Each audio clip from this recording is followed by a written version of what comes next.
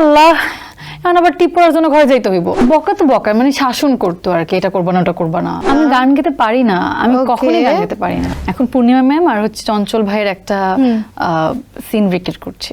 ঠিক আছে, যাই তাহলে বলি। টিপ আনছো কেন? সকালবেলা টিপ তো খুঁজে পাইতেছিলেন না।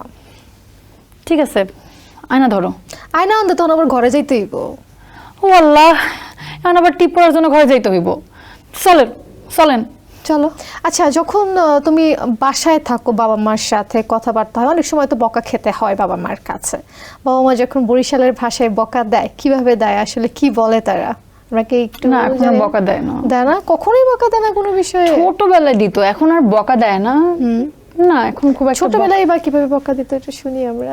বকা তো বকা, মানে শাসন করতো আর কি, এটা করবা না ওটা করবা না। হ্যাঁ, তোমার তো বোঝা উচিত। বরিশালের ভাষায় একটু না, শুনি। বরিশালের ভাষায় বকা দেয় না। আমার আব্বু আম্মু খুব সিরিয়াস হয়ে যায় খুব, যখন আমাকে শাসন করার সময়, মানে যখন করতো বুঝিয়ে বলতো যে এটা করা উচিত না, এটা তুমি করছো, এটা খারাপ দিকে এটা হতে পারে, এটাই। আচ্ছা, বরিশালের ভাষায় কি আমরা কিছু শুনতে পারি? No no.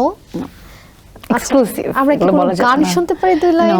বরিশালের ভাষা না, নরমাল। না, আমি গান গেতে পারি না, আমি কখনোই গান গেতে পারি না। ওকে, তো সাদিয়া আমান, আজকের আয়োজন এই পর্যন্ত ছিল। সর্বশেষ একটা প্রশ্ন রাখতে চাই তোমার কাছে। তোমার দর্শকদের প্রাপ্তির প্রত্যাশা, ভালোবাসা, অনেক বেশি ভালো ভালো কাজ করছো এবং দর্শকদের জন্য সামনে অ্যাকচুয়ালি একদম সর্বশেষ প্রশ্ন, কি কি কাজ অপেক্ষা করছে যেগুলো নিয়ে তুমি সামনে আসছো তোমার দর্শকদের কাছে?